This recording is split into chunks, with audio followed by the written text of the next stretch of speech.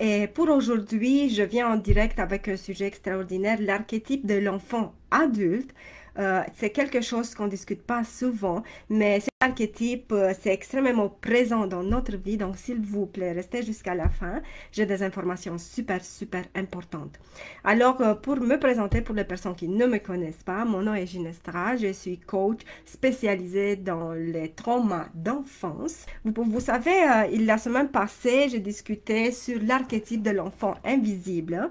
C'est un archétype qui nous dit, tu es invisible, tu n'existes pas, tu n'es pas important pour les autres, ta vie ne doit pas être prise en considération et ça nous donne ce sentiment que nous sommes une sorte d'extraterrestres sur cette planète et même si nous sommes dans une foule de gens, personne nous voit, personne nous entend, personne nous remarque. Et ça, c'est extrêmement blessant. Et alors, ça amène beaucoup de souffrance. Dans la même catégorie des blessures de l'âme qui commencent pendant l'enfance, c'est l'archétype de l'enfant adulte. L'archétype de l'enfant adulte se développe aussi comme l'archétype de l'enfant invisible pendant notre enfance et nous dit, toi, tu n'as pas le droit de vivre ton enfance d'une manière comme tous les autres enfants. Toi, tu dois grandir avant le temps. Et je vais vous donner, je vais rentrer un peu plus en détail pour vous dire comment se forme cet archétype de l'enfant adulte. Par exemple, les enfants qui dans leur famille ne sont pas pris en charge pour leurs parents, point de vue émotionnel. Et ils doivent s'occuper toutes seuls de leur monde émotionnel. Ça veut dire que si tu as de la frustration ou de la peine ou beaucoup de déception dans ta vie, tu n'as pas un adulte responsable qui va être là pour te consoler, pour consolider tes émotions, pour te dire oui, c'est bien que tu sens comme ça ou non, c'est pas bien que tu te sens comme ça.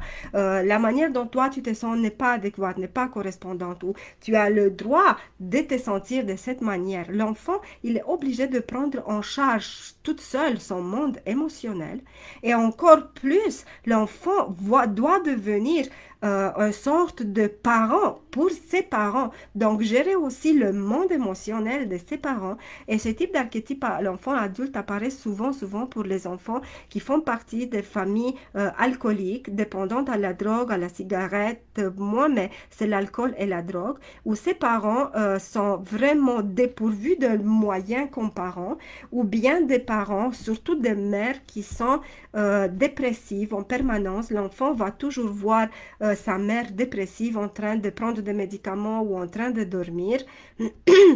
Et aussi, une mère qui souffre d'une certaine maladie et qui est souvent hospitalisée, alors l'enfant va voir que sa mère est déjà envahie par sa souffrance et il va essayer de prendre tout en charge sur ses propres épaules pour soulager la mère. C'est pas absolument que la mère, les parents vont lui demander de prendre en charge tout ça, mais l'enfant va se sentir responsable pour ses parents. Et le problème avec ce type de comportement, c'est que l'enfant, il n'est pas fait, l'enfant n'est pas fait pour vivre des émotions tellement intenses. Son rôle n'est pas celui-là de prendre en charge les émotions de ses parents, plus de gérer tout seul ses propres émotions. Alors à ce moment, ça se produit à l'intérieur de lui une fissure, une rupture. Et l'enfant va se retrouver dans une sorte de sable mouvant, toujours à la recherche des repères pour consolider et pour avoir le sentiment de sécurité. Un des grands problèmes de l'archétype de l'enfant adulte, c'est le besoin permanent et constant de sécurité. Cet enfant, par exemple, arrivé à l'âge adulte, il va essayer, et s'il vous plaît, dites-moi si vous remarquez ce type de comportement dans votre vie, vous avez toujours besoin de tout planifier. Vous avez besoin de savoir exactement qu'est-ce qui se passe, où ça se passe, quand tu t'en vas, quand tu reviens. Et c'est pour toi et aussi pour tes enfants, pour ton partenaire de vie. Tu veux que toute ta vie soit comme une sorte d'agenda où tu planifies tout ce que tu as à faire et à vivre. Les surprises, ça te déstabilise. Les choses imprévues, ça te déstabilise encore plus, ça te donne le sentiment d'angoisse, de stress, de panique. Et aussi, toi, tu as besoin de te faire des projets à long terme, pour de longues périodes de temps. Pour toi, projet juste pour aujourd'hui, ça ne fonctionne pas.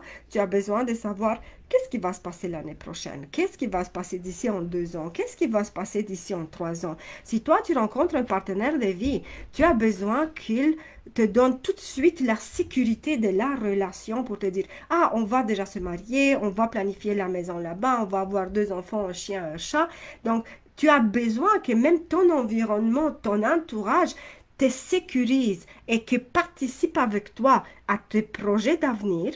Mais le temps, quand tu rencontres un partenaire de vie, par exemple, qui ne répond pas à tes demandes de planifier, d'être super organisé, ça apparaît beaucoup de frustration parce qu'il y a beaucoup d'incertitudes. Surtout dans les relations amoureuses, il y a énormément, énormément d'incertitudes. Et ça te donne beaucoup d'angoisse, beaucoup de stress, beaucoup de panique.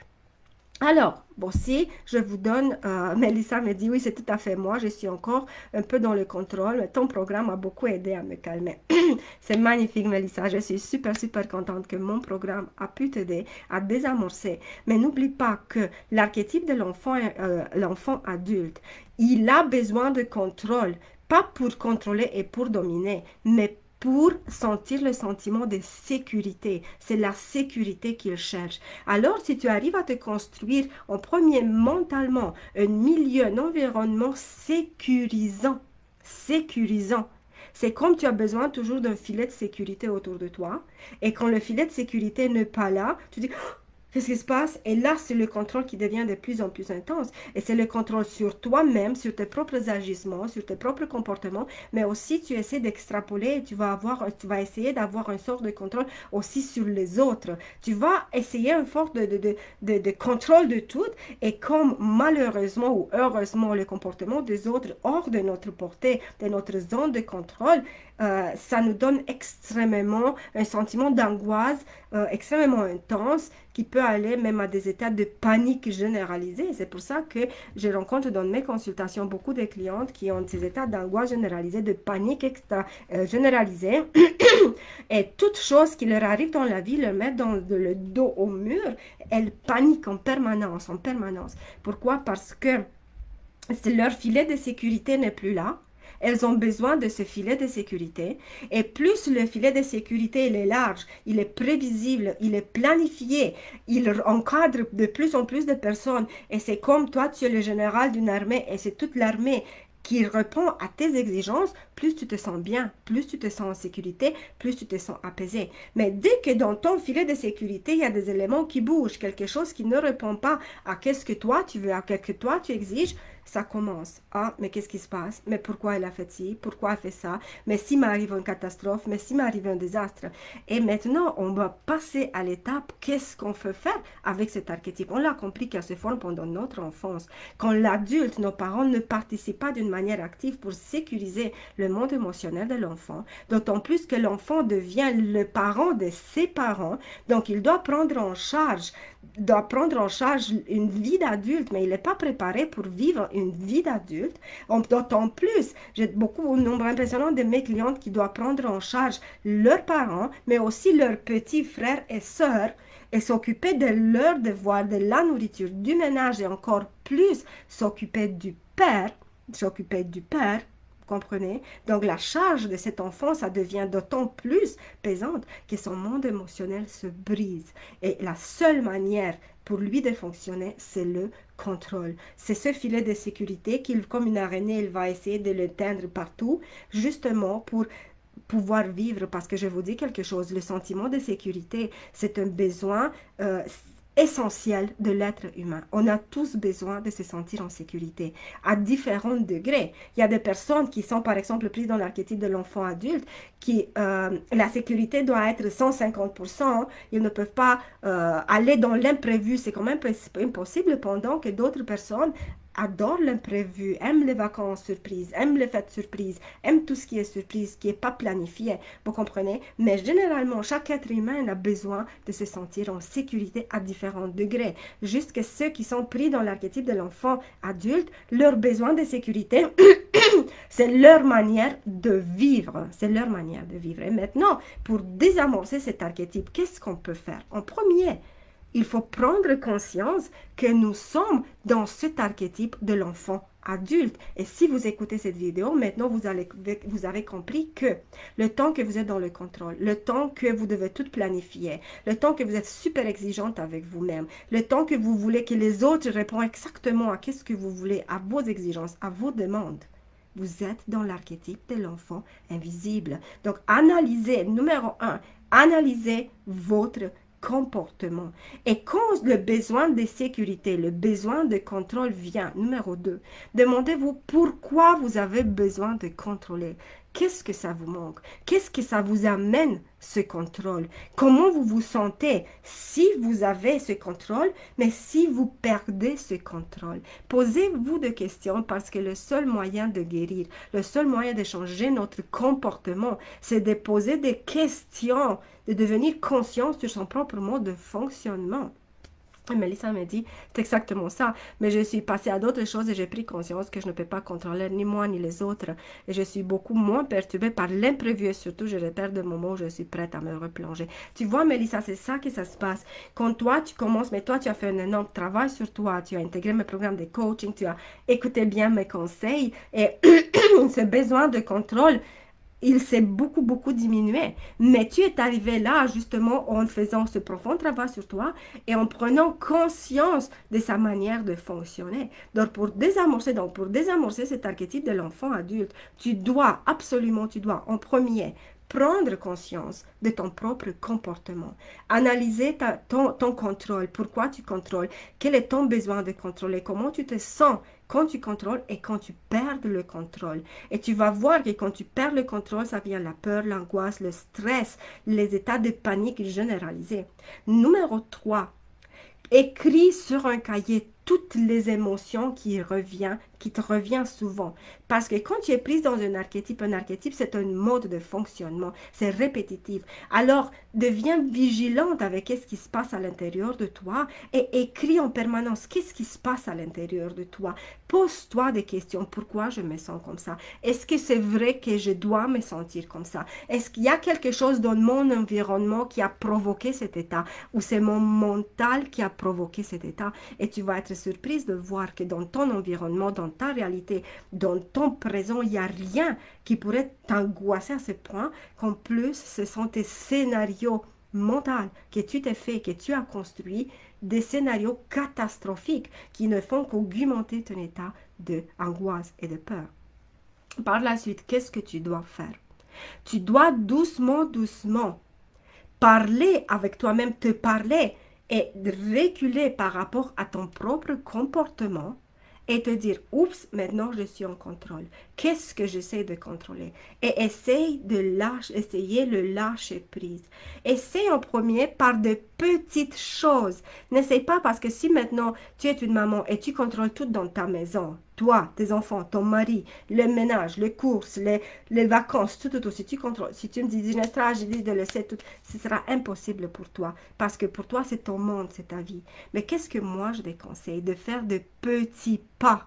Ça veut dire que si par exemple tu as besoin de contrôler comment ton enfant s'assoit à la table, ok, ou comment ton enfant ado s'habille, peut-être que c'est le temps de lâcher prise, de le laisser vivre et aussi de donner à toi plus de temps pour toi-même.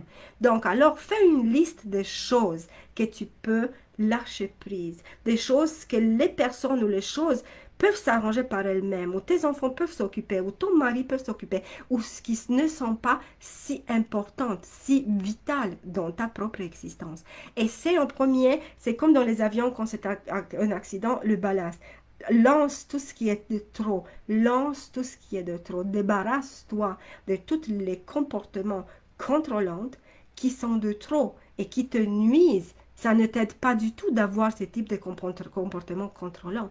Et essaye par de petites choses. Et essaye par une chose à la fois. N'essaye pas de lâcher prise sur 5 choses en même temps parce que ce sera impossible. C'est ta manière de fonctionner. C'est ton fonctionnement et ça va te déstabiliser. Ça va te perturber et tu vas augmenter ton état d'angoisse et de peur.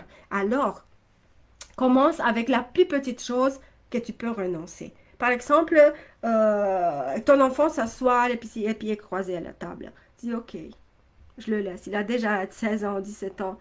Il va s'asseoir comme il veut. Lâche prise. Et pense à d'autres choses. Occupe-toi d'autres choses. Et quand tu vas voir que doucement, doucement, tu as commencé à lâcher prise sur une chose.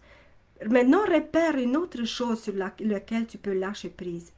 Et doucement, doucement, fais ta liste et coche chaque chose sur laquelle tu peux lâcher prise. Étape suivante, c'est de attribuer des tâches à ceux qui sont autour de toi.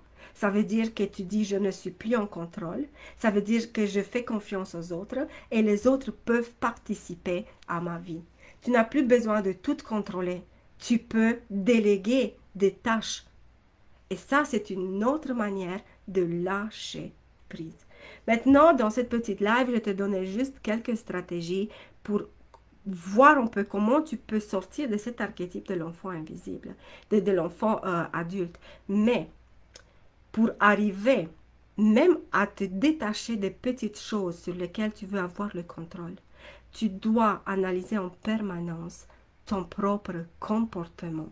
Tu dois devenir ton propre enseignant, ton propre surveillant de comportement. Deviens conscient de ton propre comportement. Il y a des techniques, il y a des stratégies, il y a des manières de le faire. Et croyez-moi, changer son propre comportement, tu ne vas pas le faire en lisant plus, en écoutant plus de vidéos, en réfléchissant plus. Mais quand tu mets ton application, même pour cette vidéo d'aujourd'hui, je te donnais comme 5 stratégies.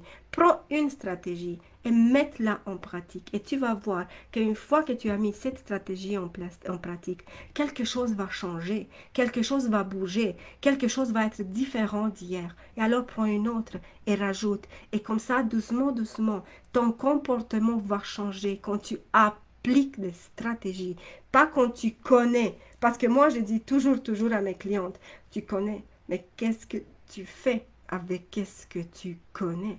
Et surtout, quel est ton désir de changer ta vie? Parce que je vous dis quelque chose, c'est vraiment quelque chose qui m'attriste beaucoup.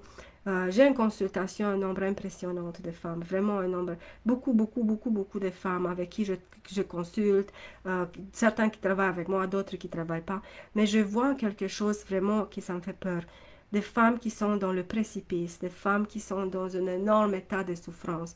Et pareil, n'ont pas la force nécessaire de dire « je veux changer ma vie, je veux que cette souffrance arrête ». Elles me disent « je peux encore souffrir ». Et ça me fait tellement peine de voir des femmes toutes jeunes encore, 25, 35, 45, qui ont encore d'innombrables années à vivre.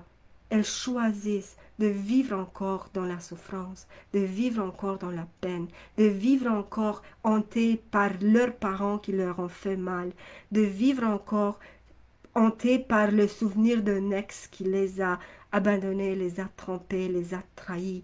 Hier, vous savez, c'est vraiment très personnel et aussi très intense. Hier, vers minuit presque, quelqu'un me contacte pour me dire, Genesra, je veux mourir. Ça me fait tellement de peine que je veux perdre l'homme que j'aime tellement, mais qui me détruit et je veux mourir. Vous comprenez, quand quelqu'un te contacte pour te dire je veux mourir parce que l'homme va m'abandonner, j'ai un enfant et je pense vivre pour cet enfant, mais quand tu lui dis est-ce que tu veux sortir de là, la réponse est oui. Est-ce que tu veux faire quelque chose? Je ne suis pas prête. Vous comprenez? Donc, c'est une énorme différence entre vouloir quelque chose et faire quelque chose. Parce que chacun d'entre nous veut une meilleure vie, veut être heureuse, mais il y en a tellement peu de personnes qui acceptent le défi de la transformation. Alors, c'est ça ma petite vidéo d'aujourd'hui. C'est juste une toute petite vidéo parce que je suis en plein tournage. Je filme quelque chose d'important. Je vais vous donner des nouvelles bientôt, mais je voulais absolument toucher ce sujet qui personne parle. J'ai fait un peu de recherche partout sur Internet. Il n'y a presque personne qui parle de l'archétype de l'enfant adulte, de l'enfant invisible. Ce sont des archétypes extrêmement toxiques qui dominent notre vie et qui sont tellement présents dans notre vie, mais personne parle. Et tu sais même pas que tu es prise dans cet archétype qui détruit ta vie. Alors, je voulais apporter un peu plus de clarification, plus de lumière sur ce sujet. Et si vous regardez l'enregistrement et vous avez des questions, n'hésitez pas à poser vos questions en commentaire.